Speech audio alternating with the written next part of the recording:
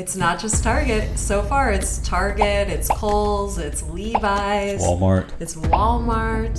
So everywhere we shop, basically. I'm okay with boycotting all those. I might be wearing really old clothes because I don't know where to buy them anymore. I might make my own. How's that? Let's start making our own clothes.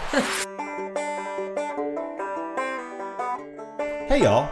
Do you ever wonder why these corporations are all going woke and then going broke? I think we've kind of figured that out. We've been looking at it, and it's a thing called an ESG score. It's almost a credit rating for corporations. Why don't you play this video real quick? Why are so many companies going woke? There had to be some reason, and after some digging, I found it. The CEI, Corporate Equality Index, aka the Woke Credit Score. It's a made-up score based on how much a company is pushing woke issues. And who made up and gives this score? An organization called the HRC, a massive political lobbying group. Apparently, HRC sends representatives to corporations every year, telling them the kind of stuff they have to make visible at the company, give them a list of demands, and if they don't follow through, there's a threat that they won't keep their CEI credit score. And why do companies even care about this made-up woke credit rating? If they get a bad score, then the woke investor funds start putting pressure on the boards. Woke activists are mobilized out in the streets. Advertising campaigns are shut down. Anyone that continues to do business with them will also be penalized. This is fascism. Don't play their game, don't get their investment. And who is funding the HRC? Surprise, surprise, it's George Soros' Open Society Foundation. Now, this HRC has introduced this arbitrary credit rating to everything. States, municipalities, and even schools. Imagine that. There are people who are deciding what credit score an individual school can get. They threaten them by having these big funds withhold investments into them.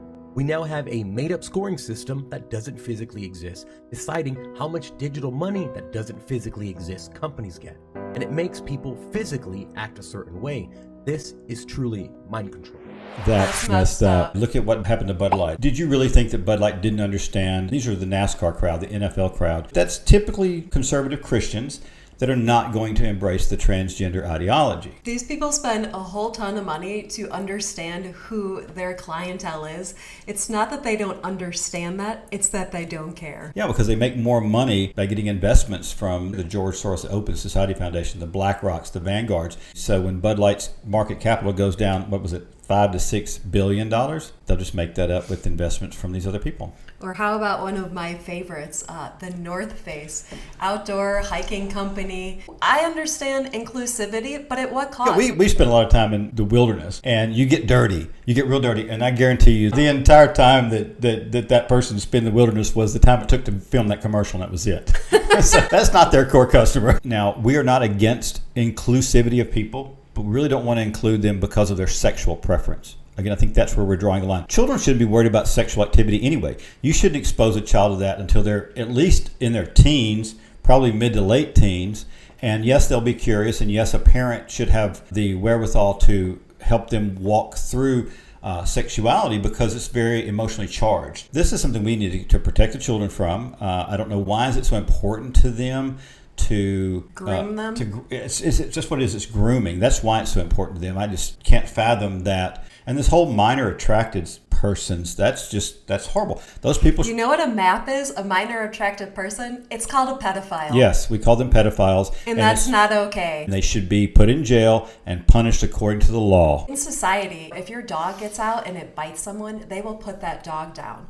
But if a MAP, or what I like to call a pedophile, attacks a child, they just get a slap on the wrist. What is wrong with us as a society that we're okay with that? Why does every single aspect of our life have to include a 1% demographic to push those persons' sexual preferences on us? We don't identify by our sexual preferences. We identify by what we contribute to society. I also worry sometimes that some of this might be the left sabotaging some of the more conservative Christian organizations. A very recent development was that Chick-fil-A hired a vice president of diversity, equity, and inclusion. And that surprised a lot of the conservative Christians. But when you look at what's being posted about that, it's a picture of 3 transvestites surrounded by Chick-fil-A products. And I'm looking at it and I'm thinking, is this really an ad for Chick-fil-A? I don't think it is. I think that they just took this picture and then had it go viral on the internet. Anyway, I'm okay with boycotting all those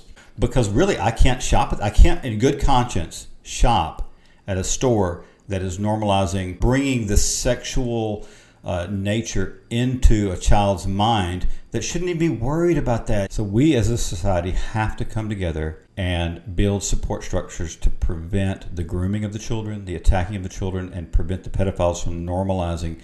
A child should be free to be a child and enjoy their life. We don't need to start them at 7 because they are not emotionally equipped to deal with sexuality at that age. It is the United Nations Sustainability That's Goals. what it is. This goes under gender equality. If you haven't seen that video that we did on the UN, go ahead and check out that video. But that is exactly why they're doing that. And they're going to tighten the grips of all these corporations through their ESG scores. This is a Marxist, communist ideology that's pushing, because they want to tear down the family. They want to tear down the structures of support for the children so that they're not taught to worship God. They're taught to worship the government, because if you don't have God in your life and you don't have a family structure, you're going to turn to the government for all your answers. And that's what they want. They want to control us. They want to be the ones that tell us what is the truth and what is not the truth and become gods in our lives.